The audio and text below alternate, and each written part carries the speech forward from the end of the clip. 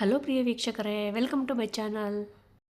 ಇವತ್ತಿನ ಈ ವಿಡಿಯೋದಲ್ಲಿ ನಂದಾದೀಪ ಅಥವಾ ಅಖಂಡ ದೀಪ ಅಂತಲೇ ಕರಿತೀವಿ.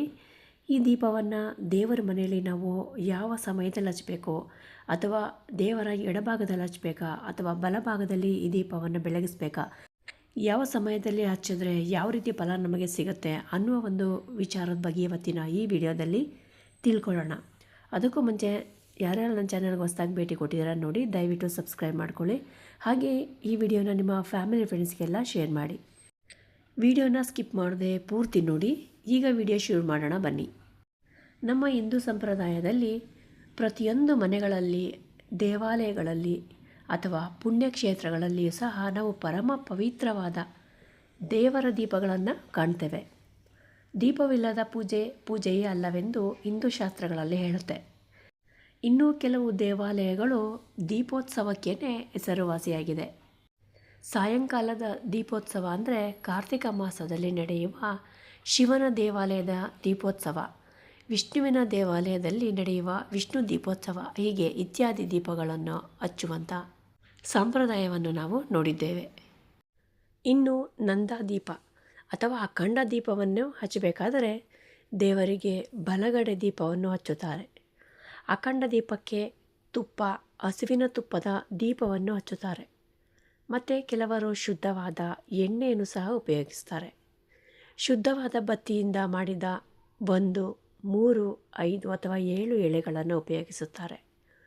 ಅಖಂಡ ದೀಪವನ್ನು ಅಥವಾ ದೀಪದ ಬತ್ತಿಯನ್ನು ಪೂರ್ವ ಹಾಗೂ ಉತ್ತರದ ಕಡೆಗೆ, ಅಂದರೆ ಎದುರು ಬದುರಾಗಿಯೂ ಸಹ ಇಡುತ್ತಾರೆ. ಪೂರ್ವದ ಕಡೆ ದೀಪವನ್ನು ಹಚ್ಚಿದರೆ ಅಷ್ಟೈಶ್ವರ್ಯ ಹಾಗೂ ನವನಿಧಿಗಳು ಪ್ರಾಪ್ತಿಯಾಗುತ್ತದೆ ಎಂಬ ನಂಬಿಕೆ. ಮನೆಯಲ್ಲಿ ಹಿರಿಯರಿಗೆ ಗೌರವ ಸಿಗುತ್ತದೆ. ಮನೆಯಲ್ಲಿ ಸಂತಾನ ಭಾಗ್ಯವೂ ಸಹ ಆಗುತ್ತೆ. ಇನ್ನು ಶುಭ ಕಾರ್ಯಗಳು ಯಾವುದೇ ರೀತಿಯಲ್ಲಿ ತೊಂದರೆ ಇಲ್ಲದೆ ಸುಸೂತ್ರವಾಗಿ ನೆರವೇರುತ್ತವೆ.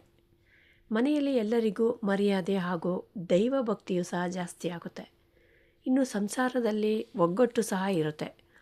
ಅಂಥ ಕಲಹಗಳು ಇರುವುದಿಲ್ಲ. ನಮ್ಮ ಜೀವನವು ಸುಖ ಸಂತೋಷಮಯವಾಗಿರುತ್ತೆ.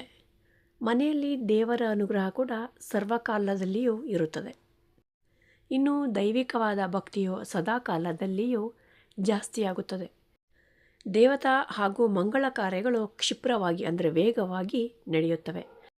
ಈ ಅಖಂಡ ದೀಪ ಮನೆಯಲ್ಲಿ ಬೆಳಗಿಸೋದ್ರಿಂದ ಮಾಂತ್ರಿಕರ ಹಾಗೂ ದುಷ್ಟಶಕ್ತಿಗಳ ಪ್ರವೇಶ ಎಂದೂ ಸಹ ಇರುವುದಿಲ್ಲ.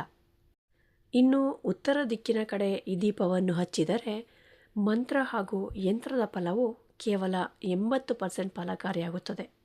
ದೇವರನ್ನು ಉತ್ತರಕ್ಕೆ ಮುಖ ಮಾಡಿ ಕೂರಿಸಿ ಆರಾಧಕರು ಪೂರ್ವಕ್ಕೆ ಮುಖ ಮಾಡಿಕೊಂಡು ಕುಳಿತು ಪೂಜೆಯನ್ನು ಮಾಡಬೇಕು. ಉತ್ತರದ ಕಡೆ ಹಚ್ಚುವ ದೇವರ ದೀಪವನ್ನು ಸ್ವಲ್ಪ ದೇವಮೂಲೆಗೆ, ಅಂದರೆ ಈಶಾನ್ಯ ದಿಕ್ಕಿಗೆ ತಿರುಗಿಸಿದರೆ ಲಕ್ಷ್ಮಿ ಕಟಾಕ್ಷ ಜಾಸ್ತಿ ಆಗುತ್ತದೆ. ಇನ್ನು ಬರಬೇಕಾದ ಸಾಲದ ಹಣವು ಬೇಗ ಬರುತ್ತದೆ. ಇನ್ನು ಸಾಲದ ಬಾಧೆ ದಿನೇ ದಿನೇ ಕಡಿಮೆಯಾಗುತ್ತದೆ. ಇನ್ನು ಮನೆಯಲ್ಲಿ ದೇವತಾ ಕಾರ್ಯಗಳು ಹಾಗೂ ಮಂಗಳ ಕಾರ್ಯಗಳು ಸುಸೂತ್ರವಾಗಿ ನಡೆಯುತ್ತವೆ.